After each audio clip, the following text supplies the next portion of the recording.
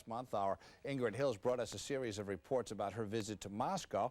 Well, Ingrid is with us again this morning to bring us the second in her series about Delancey Street, but she's just stopping by on her way back to Moscow. You've been invited to go to the summit. Yes. We'll talk about that, but first let's talk about Delancey Street. Yes, we're going to do the second segment. And last time we talked what it takes to get into the program, and today we're going to talk where the money is going to come from. And the message I would like to come across is that if you feel you're on a road of no return and you feel trapped and hopeless, there is an alternative. And that alternative is called Delancey Street. Let's take a look. Delancey Street in San Francisco is a home and rehabilitation center for about 400 ex-convicts. It is hugely successful.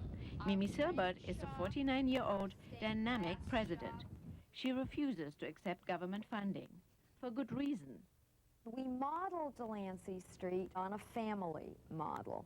So the idea is everyone works and we pool the money to teach self-reliance with the right hand while the government or, anybody is supporting you with the left hand didn't make sense. We run a number of training schools that also serve as businesses. We've got a moving company. We do catering, and it teaches them the skills which they need because they're unskilled. It supports the whole organization, and most of all, it gives people responsibility. If they don't bring the money in, we don't eat. Delancey Street has built a wide variety of successful businesses. Their latest venture? They are just about to open their own restaurant.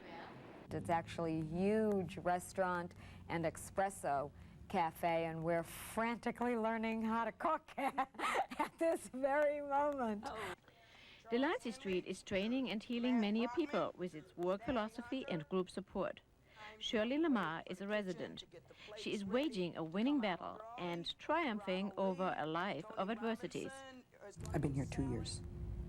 And what happened to you before that allowed you to come here?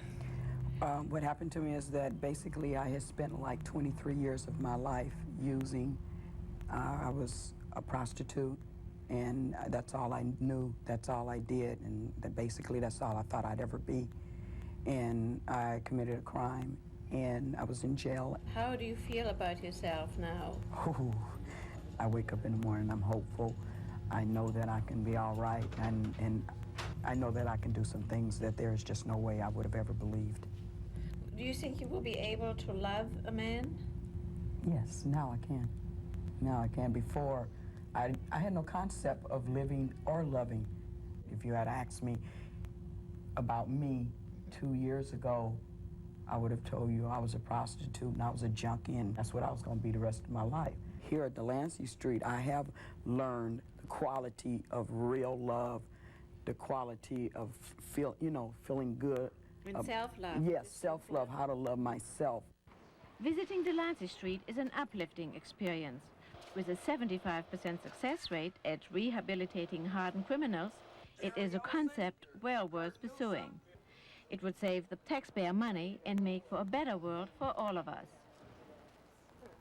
Boy, that really is a terrific story, and that one woman's story is certainly an indication that when you have nowhere else to go, there is always somewhere else to go. Yes, except so often people don't know about it. But like in any family, they have rules, many of them.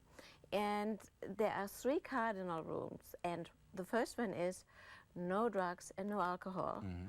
The second rule is no violence. And the third rule is no threat of violence.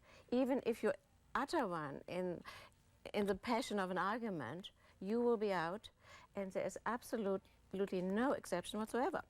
Wonderful program. They do a terrific job Yeah. with people. Now let's discuss.